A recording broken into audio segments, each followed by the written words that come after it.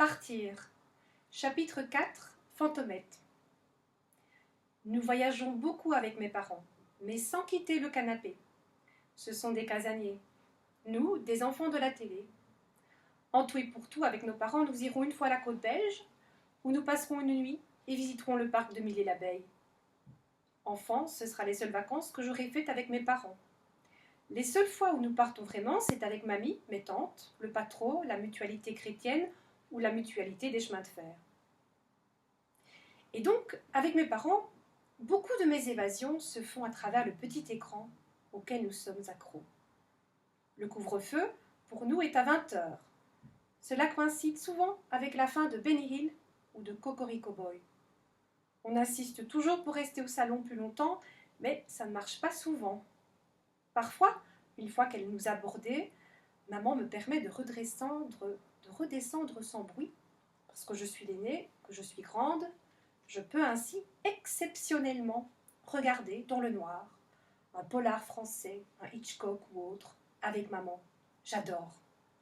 Elle m'explique des mots, des expressions que je ne comprends pas. Par exemple, on entend le personnage principal du film dire qu'il ne mange pas de pain de fesses. Moi, je ris, je demande ce que c'est. Elle me dit que le pain de fesses, ce sont les filles de joie. Ah, très intéressant. Elle m'explique ce que c'est qu'un médecin légiste. Passionnant. J'apprends beaucoup de choses en regardant les films avec maman. Si je pouvais ne faire que ça, ce serait génial.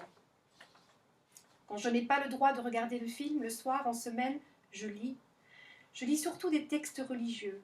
Je suis fascinée par l'histoire de Bernadette Soubirous, qui a vu la Vierge à Lourdes. Je lis des prières et je fais mes prières dans mon lit avec mon chapelet. Notre Père, je vous salue Marie, ainsi de suite. Un de mes rêves, ce serait de voir la Vierge ou même de voir Jésus. Il paraît que les sœurs de l'école ont reçu un appel de Jésus dans leur cœur. Moi aussi, j'aimerais qu'il m'appelle. Quand je ne lis pas de catéchisme, je lis des livres de la comtesse de Ségur. Ils racontent les aventures de jeunes filles bien élevées, Camille, Sophie.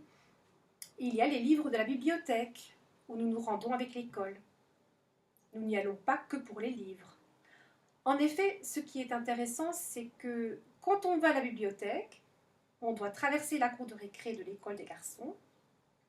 Et souvent, quand on y va, ils sont dans la cour. Et quand on passe par là, quand on traverse la cour, on les voit et ils nous voient. On est toujours un peu excité quand on va à la bibliothèque. On a le trac. C'est comme si on faisait un défilé de filles. Quand ils ne sont pas dans la cour, ça veut dire qu'ils sont en classe et qu'on ne les verra pas. D'un côté, c'est plus simple comme ça, moins de gêne. D'un autre côté, c'est une déception tout de même.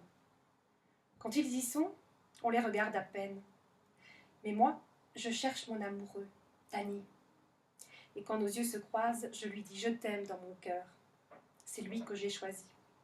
Il sera mon amoureux pendant presque toutes mes années primaires, avant que je tombe amoureuse d'un autre, et puis d'un autre, puis d'un autre, et puis d'un autre, etc., etc., etc., ainsi de suite. Nos institutrices nous encouragent à lire, au moins un livre toutes les 2 semaines. Nous adorons toutes lire. Il y a du choix dans cette bibliothèque.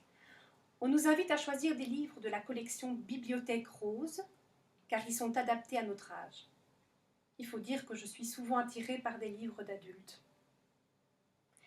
Mais malheureusement, on me dit que je suis encore trop jeune pour les lire. Je ne le crois pas, mais je fais la fille sage. Alors ce sera la Bibliothèque Rose. C'est ainsi que je découvre celle qui deviendra mon héroïne littéraire préférée, Fantomette. C'est une jeune fille intelligente qui découvre des magouilles, des embrouilles, des mystères à résoudre. Le soir, elle enfile une tenue noire, une cagoule noire, un masque noir, et elle sort seule dans la pénombre pour enquêter sur des voleurs, des escrocs ou d'autres profiteurs. Et elle aide ainsi la police. C'est un genre de Zorro au féminin.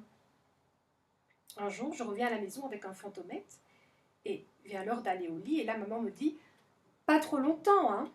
Quelques pages et puis tu dors, ok ?» Ok, je commence mon livre. C'est captivant. Après un certain temps, maman revient calmement dans ma chambre et elle est étonnée de me voir encore lire. 2 pages et c'est fini, ok? Il est tard, hein? Ok, je lis 2 pages. J'ai trop envie de savoir ce qui va se passer. Donc, j'éteins la lampe. Mais je prends ma lampe de poche et je continue ma lecture sous les draps. Je termine le livre au milieu de la nuit. Zut, je vais lire quoi maintenant?